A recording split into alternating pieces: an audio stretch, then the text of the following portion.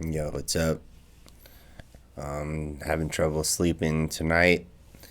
Haven't been feeling very good, so I got a little cold, and I was laying in bed and just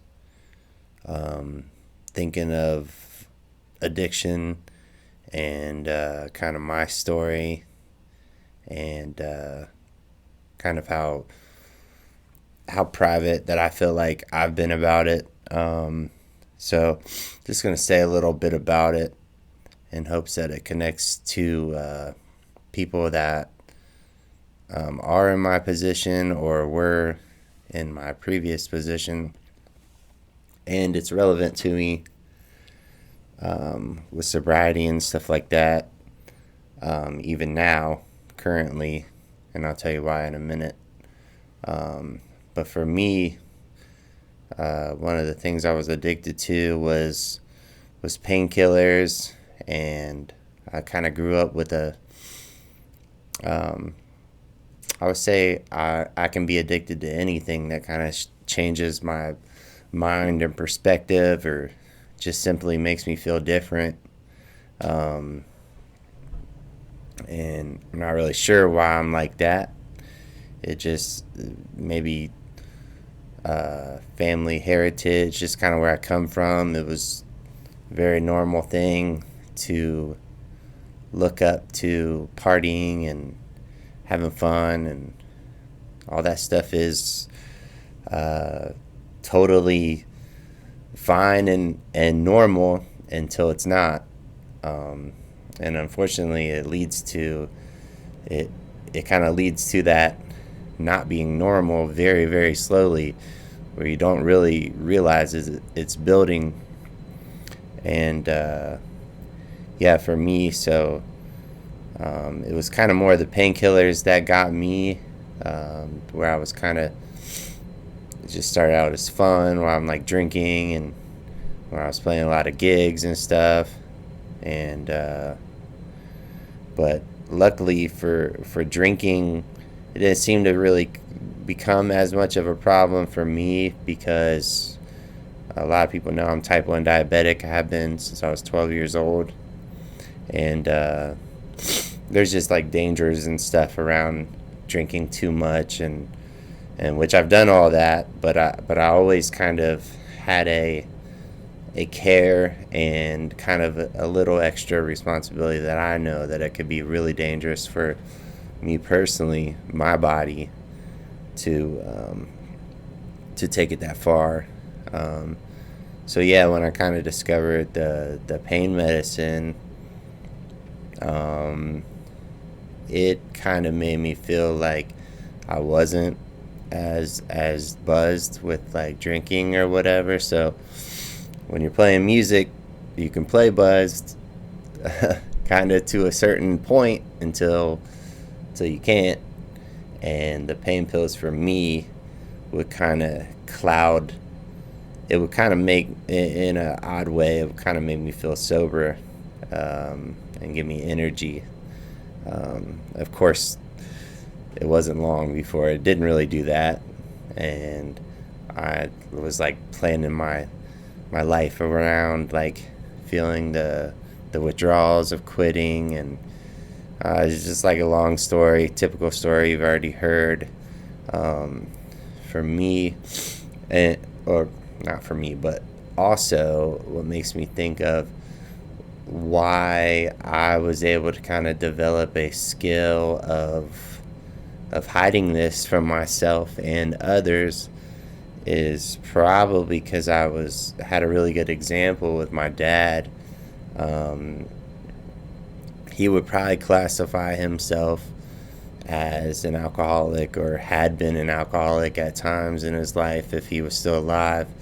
And but one thing about him is he always kept his like life in order as far as like financially, and he always made goals and lists, and met those goals, and kind of had like a very functional relationship with a substance. Um, so pretty easily I could take after him in doing that. And long story short, I guess I'm just saying this for anyone that may think about this stuff and they're not really, maybe it's too scary to admit it, or to yourself, or anyone else. And for me, how it came about is that luckily my mom had always talked to me about like the way alcohol affects her body and her mind and spirit and stuff like that. So I knew all the things to look out for. So, and I've always been a pretty honest person.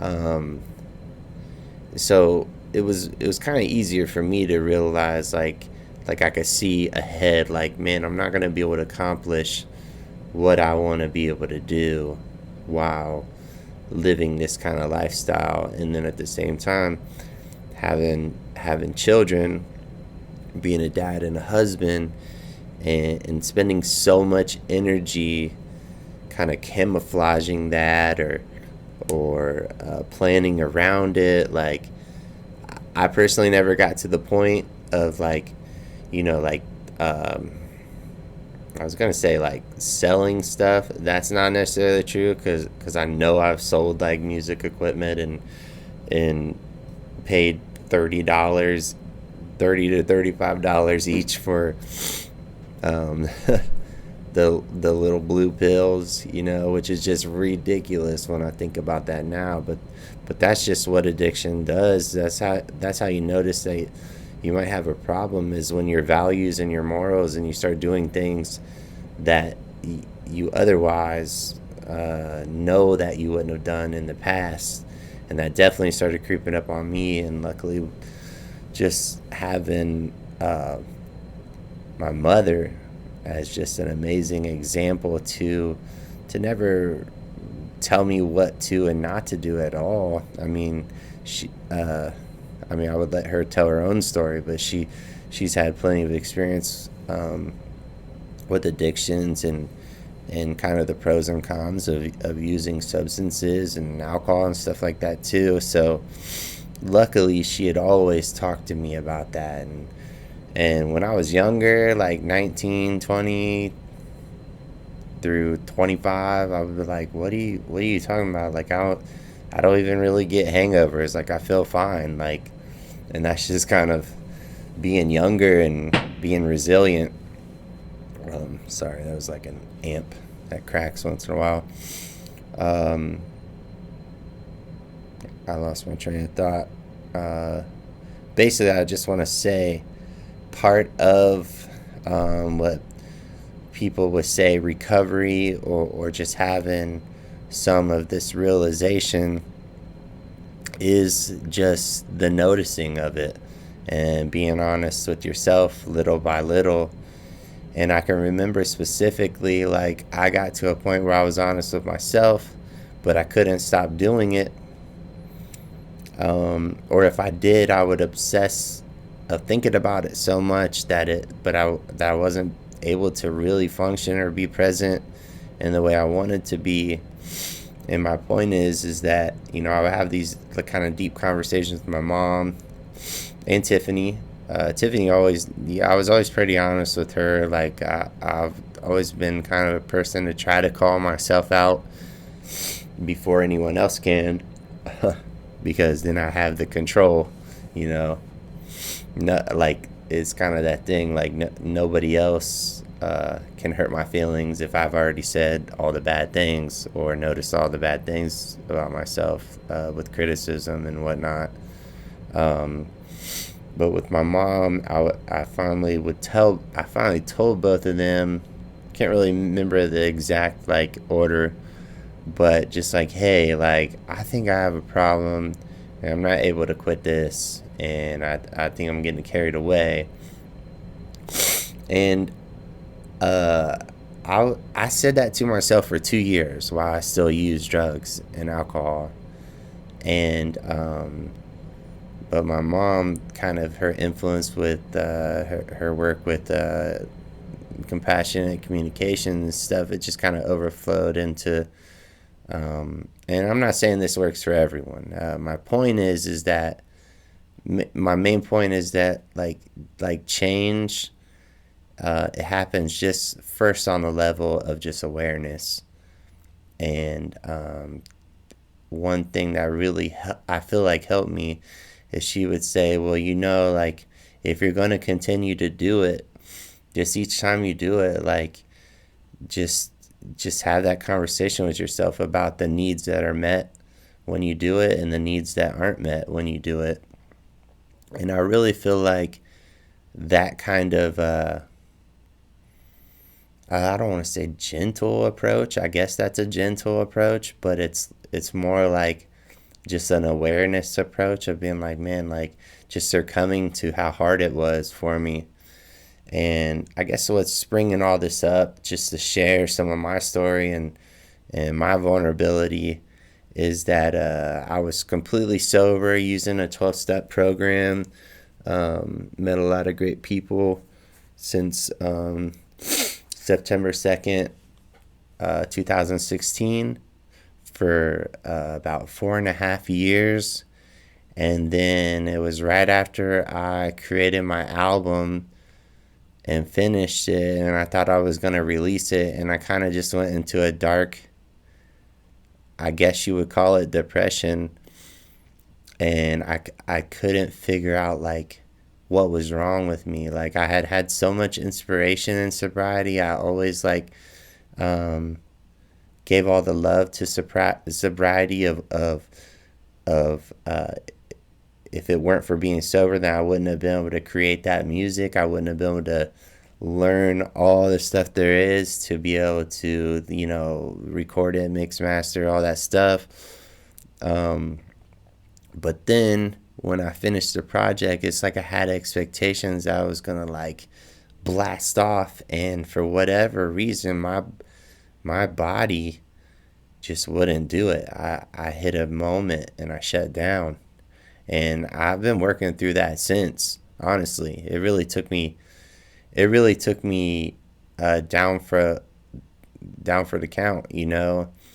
And during that time, I was jumping in my food addictions and stuff like that, using it kind of like a dry. I was still sober, but people call that like a dry drunk kind of thing. Like you're not using the substance, but um, you're still acting dysfunctional. Rather, that's like outward or inward, or a blend of both. And that was definitely happening with me. And I was just at a loss. I didn't know what to do. So I started taking CBD here and there. And then I started contemplating maybe experimenting with using marijuana. And I obviously came to that point where I did. And, the doctor gave me a prescription. So I thought, there was some justification there. And I still don't think it's necessarily wrong. Like, I never really shared a lot of this with people, friends of mine in recovery, just because I didn't want to impact their journey and stuff like that. So, and I did talk to my mom and Tiff about it, and kind of like, hey, like, just like watch over me if I'm going to try this thing.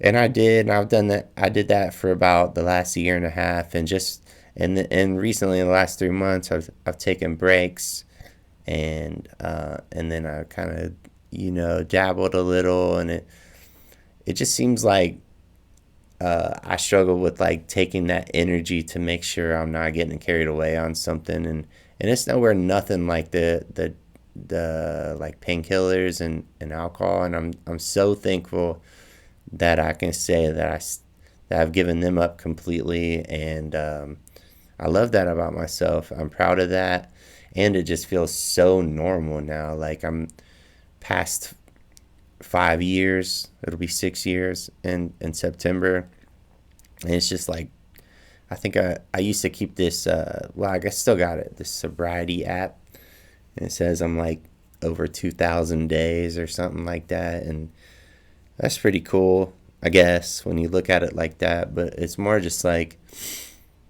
it's what I wanted for myself. Having type 1 diabetes, like it's impactful on your body, and I wanna it's kind of obvious I want to live a long time and be around for my kids and stuff like that. But yeah, like I experiment with marijuana a lot, um, in all different ways, and I got a lot of needs met out of it, and I got a lot of needs unmet as well.